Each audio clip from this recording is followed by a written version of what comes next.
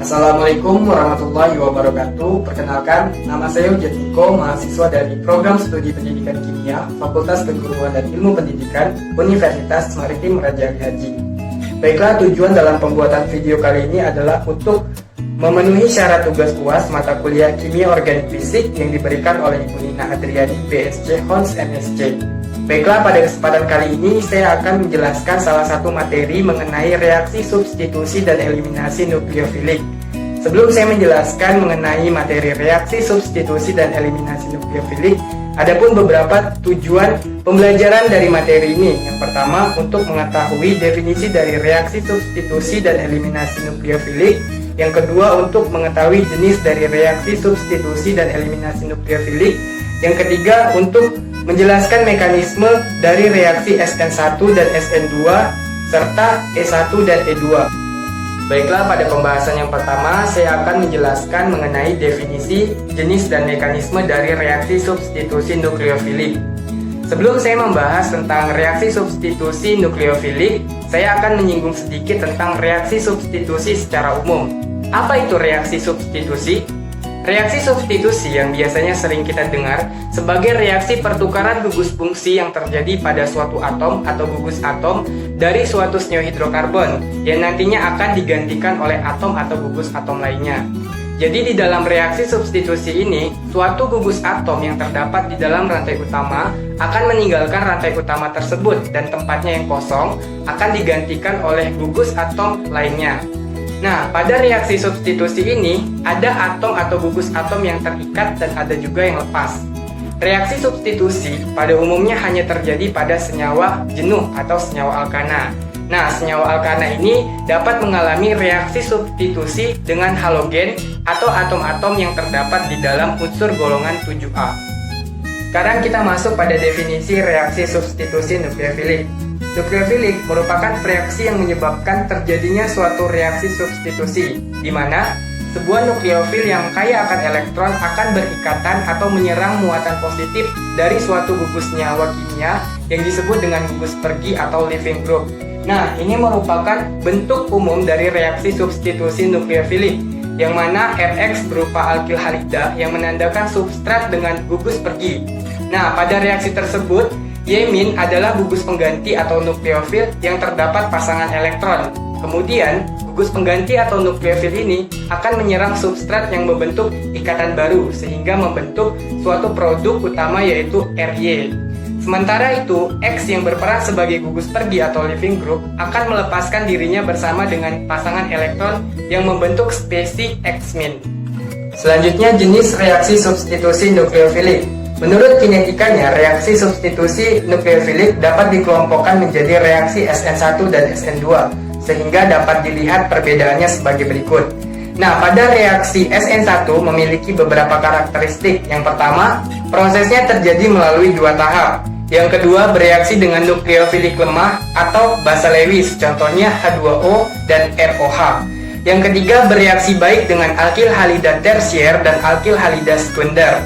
Yang keempat, berasal dari pelarut polar aprotik. Nah, sedangkan karakteristik pada reaksi SN2, yang pertama prosesnya terjadi melalui satu tahap. Yang kedua, bereaksi dengan nukleofilik kuat atau basa Lewis, contohnya OH-, OR, dan CN-. Yang ketiga, bereaksi baik dengan alkil halida primer. Nah, yang keempat, berasal dari pelarut nonpolar aprotik.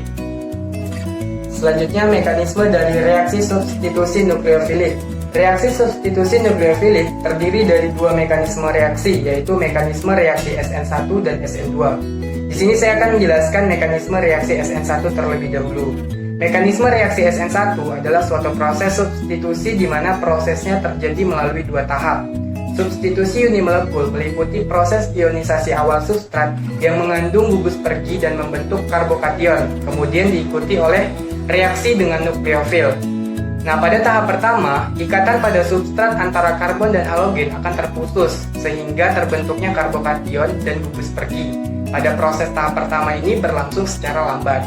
Nah, sedangkan pada tahap yang kedua, karbokation bergabung dengan nukleofilik dan menghasilkan sebuah produk, sehingga pada tahap kedua ini mekanismenya berlangsung secara cepat. Nah, ini merupakan salah satu contoh dari mekanisme reaksi SN1. Dari gambar tersebut dapat kita lihat mekanisme yang terjadi.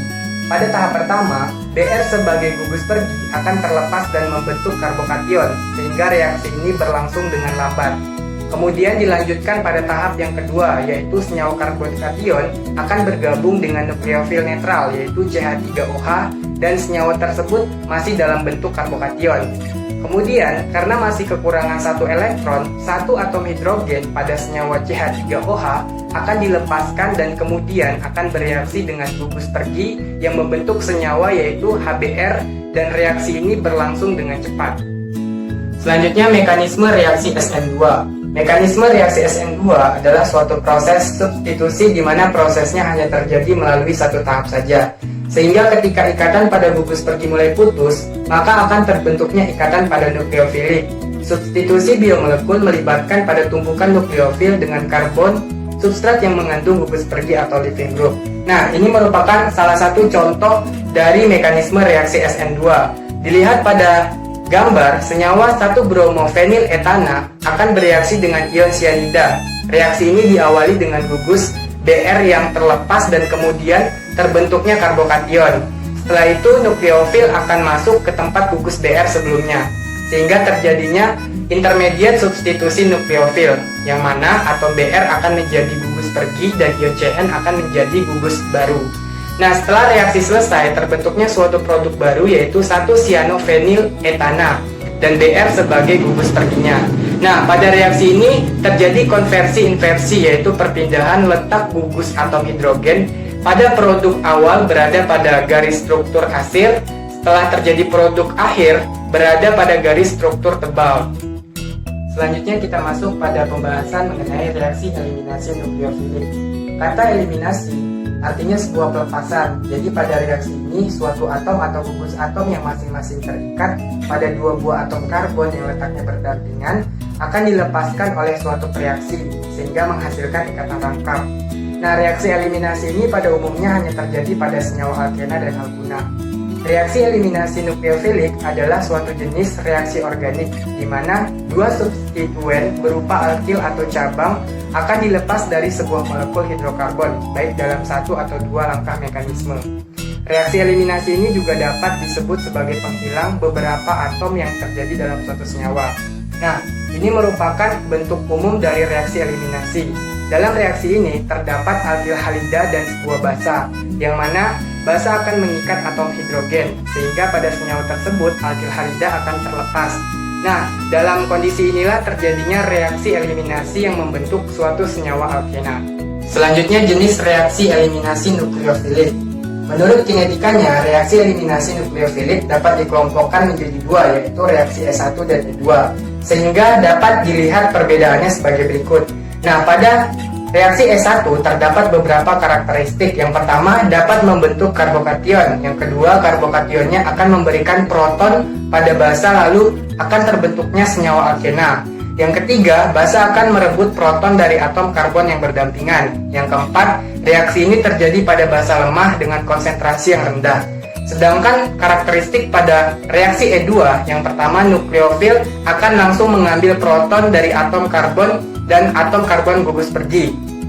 Yang kedua, tidak terjadinya pembentukan karbokation. Yang ketiga, pembentukan secara serempak sehingga terjadinya perbandingan antara E1 dan E2. Yang keempat, reaksi ini terjadi pada basa kuat dengan konsentrasi yang tinggi. Selanjutnya, mekanisme dari reaksi eliminasi nukleofilik. Reaksi eliminasi nukleofilik terdiri dari dua mekanisme reaksi, yaitu mekanisme reaksi S1 dan E2. Yang pertama, saya akan menjelaskan mekanisme reaksi S1. Nah, reaksi S1 adalah suatu reaksi di mana karbokation atau suatu zat yang tidak stabil akan bereaksi lebih lanjut, sehingga dapat memberikan sebuah proton kepada suatu basa yang menghasilkan sebuah senyawa alkena. Nah, pada reaksi S1, salah satu cara karbokation mencapai produk yang stabil ialah dengan cara bereaksi dengan nukleofil.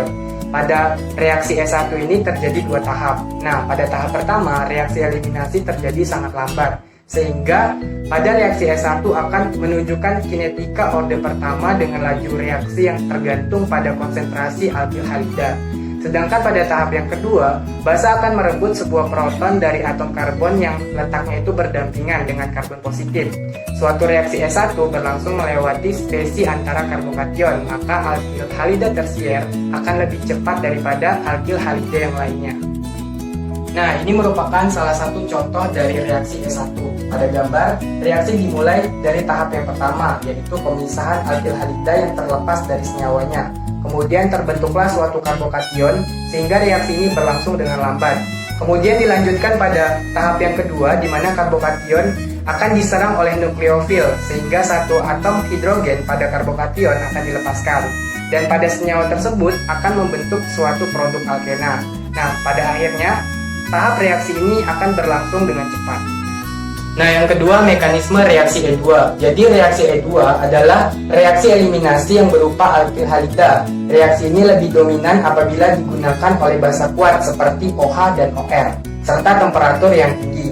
Nah, secara khas, reaksi E2 terjadi dengan memanaskan alkil halida dengan K+ dan OH- dalam etanol. Reaksi E2 berupa reaksi serempak yang terjadi pada satu tahap saja. Nah, ini merupakan salah satu contoh dari mekanisme reaksi E2. Dilihat dari gambar, mekanisme terjadi secara serempak, yang mana spesi basa akan mengikat atom hidrogen pada senyawa etena, dan alkil halidanya juga akan tergeser keluar dari senyawa tersebut, dan kemudian terjadinyalah suatu intermediate karbokation. Pada senyawa yang awalnya ikatan tunggal, maka akan berubah menjadi ikatan rangkap, sehingga terbentuklah suatu produk akhir berupa senyawa alkena, yaitu etana. Baiklah, sekian untuk video kali ini mengenai pembahasan pada materi reaksi substitusi dan eliminasi nukleofilik.